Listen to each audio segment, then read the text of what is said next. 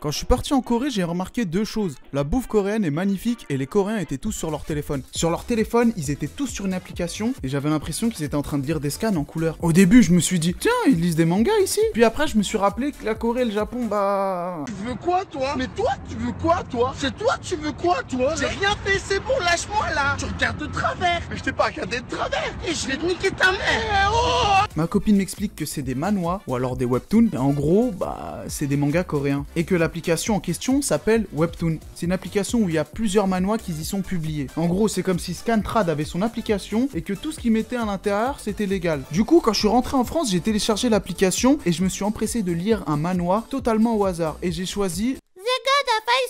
Le webtoon raconte l'histoire de Jin Mori, un jeune coréen qui pratique le Ro-Taekwondo. En gros, c'est une version revisitée du Taekwondo. Jin Mori est surpuissant et n'a connu aucune défaite. Un beau jour, un type vient le voir et lui propose de participer au tournoi de Jin Mori refuse et le mec lui casse la gueule. Première défaite pour Jin Mori qui décide de participer au tournoi. Le gagnant du tournoi voit son vœu réalisé. C'est comme si toi tu demandes à avoir un scooter et bam! Oh le scooter! Dans ce tournoi, Jin Mori rencontre plein de gens, notamment Han Dae-wi, pratiquant de karaté Kyokushin. Son objectif est de pouvoir payer les frais d'hôpital de son meilleur ami atteint du cancer. Il rencontre également Yumira, maître de l'école de la lune brillante, une école d'escrime. Son objectif est de pouvoir perpétuer la lignée de son école. Bon, c'est un résumé ultra rapide. Merci, salut à tous! À la première lecture, je me suis dit, ah ça ressemble à Hunter x Hunter. Et un peu plus tard, je me suis dit, mais ça ressemble à Dragon Ball. Et je vous jure, hein, à un moment, je me dis, mais putain, mais ça ressemble à One Piece. Et là, bam!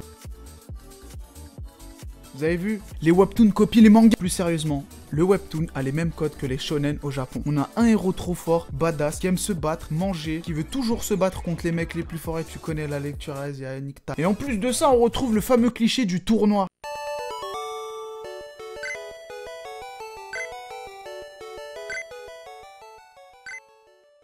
J'en pense quoi? Eh bien, j'aime beaucoup. Je pensais que j'allais pas du tout aimer. Et le fait que ce soit en couleur me dérange absolument pas. Alors, les dessins font beaucoup moins authentiques que les mangas classiques, mais dans ce webtoon, on ressent aussi la puissance, par exemple là. T'as l'impression que c'est toi qui te manges la patate dans la gueule. L'application en elle-même est super. La lecture est fluide. Des fois, tu lances un chapitre et paf, t'en lis 60, tu t'en es même pas rendu compte. Pour l'instant, c'est le seul webtoon que j'ai lu. Si vous avez des webtoons à me conseiller... Concernant... L'auteur se nomme Park Jong-ji. Jongji. En France, sur l'application, on n'a que 68 chapitres. En Corée, on en a 450 et ça s'étend sur 6 arcs. Un animé est en préparation. Et c'est plutôt cool. En faisant mes recherches, j'ai vu que le monde du webtoon avait lui aussi son Big Three, notamment avec Noblesse, Tower of God et The God of High School. Voilà, la vidéo est terminée. J'espère qu'elle vous aura plu. Si jamais vous avez lu The God of High School et que vous l'aimez, bah dites-le moi dans les commentaires. Si vous l'avez pas lu, allez-y. Si vous connaissez des manhwas qui pourraient m'intéresser ou des webtoons, dans les commentaires. Salut!